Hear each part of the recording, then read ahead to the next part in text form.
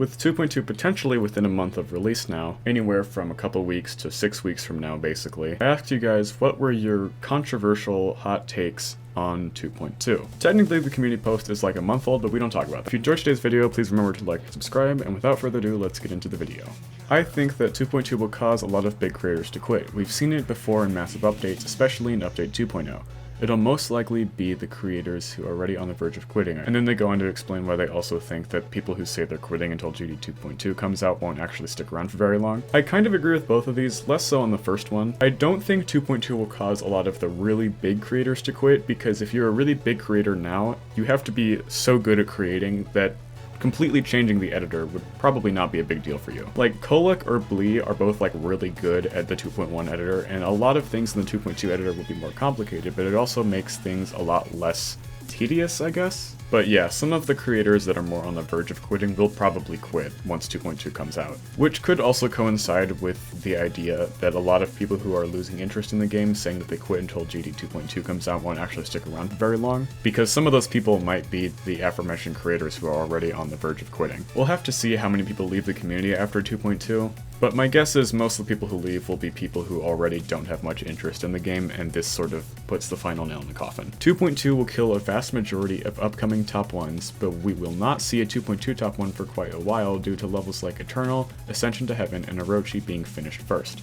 I don't know, it kinda depends. There could be more lazily made 2.2 top 1s that end up being a lot easier to finish, but I don't think there are very many top players who would want to dedicate that much time into verifying something that incredibly hard.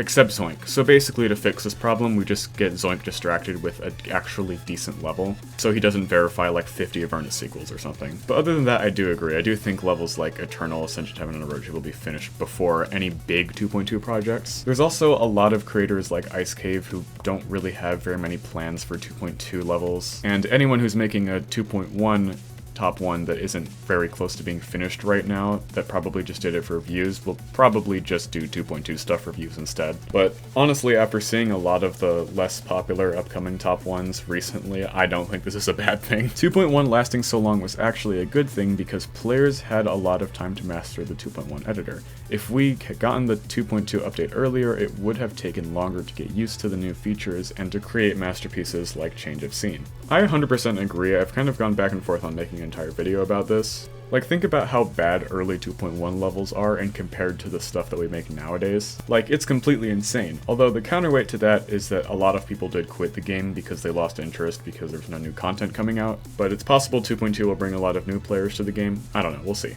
At first I was worried I wouldn't like platformer mode, but after the 10-year anniversary sneak peek, I'm convinced it's gonna be amazing. I have mixed opinions on this. On one hand, I really got into Djjaner for its main gameplay, but platformer mode honestly seems really fun. Similar games like Super Mario are really fun to play, and seeing it through a Djjaner lens will be really fun, especially to create, at least for the first year or so of the new update. Plus, it'll feel really fun to just try new things in the game. Like, no one's done that in years, unless you're like really new gen. Because what, you beat all the Rob Top levels, and then you do some vault stuff, and you get the Master Emblem, and that's it. Like, you can play most of the main game in what, like 3 months, and then all you have left to do is create or beat even harder levels online, or if you're a sociopath, you can beat map packs. 2.2 will probably actually increase the skill level for the community tenfold with the new levels on the list, and overall more top 1s for Zlink to add to the list, so I feel like the top player community will definitely enjoy the aspect of 2.2. I disagree with this pretty much entirely. I think most people will be pretty preoccupied with the new 2.2 stuff in terms of creating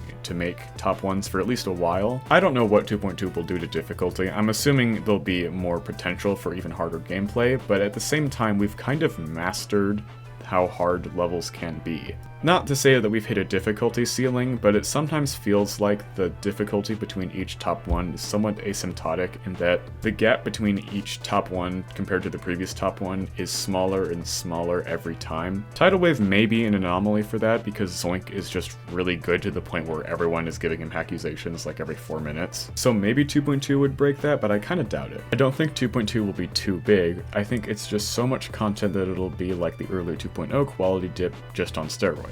Also, I think 2.1 has been the best era this game has ever seen. Most people, including me, joined during this update. Big projects on YouTube, in the editor, and on the demon list have sprouted. the whole community has flourished just because of how much time you spent in this update. I agree with the latter, but I do think in some ways 2.2 will be too big. Like, a dip in quality is not a bad argument to say that 2.2 is too big of an update. Like, there is just no way that the community is not going to like have a seizure for like at least a month. Going backwards trigger, I think it's called the arrow trigger, is very good and allows creators to use more space in their levels.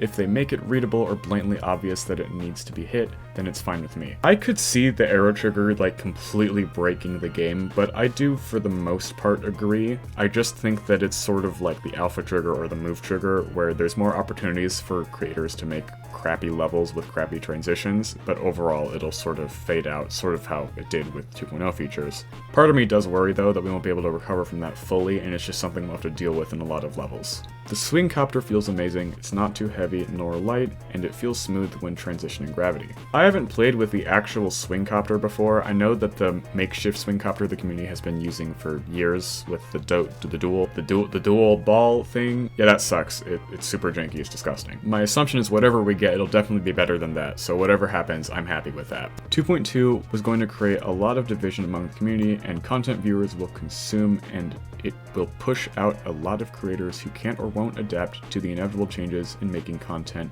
under 2.2. I have thought about this a lot because, I don't know if you've noticed, but I am a content creator, and I have talked to other content creators who are sort of dubious with 2.2. They're not entirely sure like how they're going to adapt, or even if they want to. Maybe they've been on the verge of leaving the game already, but I think it honestly depends on the content creator's individual motivation for making content. Like, if your motivation is just solely views and ad revenue, and you make a very specific type of video and it doesn't work with 2.2, then you might stop making content, right? I mostly just make videos on things that just happen to interest me within the community, or specific viewer recommendations if they want my opinions on something. And when 2.2 comes out, I'm mostly going to be focusing on 2.2 stuff, because the reason I focus on top 1 stuff now is because that's kind of the most interesting, consistent thing that happens in this game currently. Even creators who don't really focus around the demon list do have their content pretty well influenced by some sort of extreme difficulty. But there might also be a group of people who aren't interested in that at all and just sort of continue as normal, but oh, now 2.2 is out sort of thing.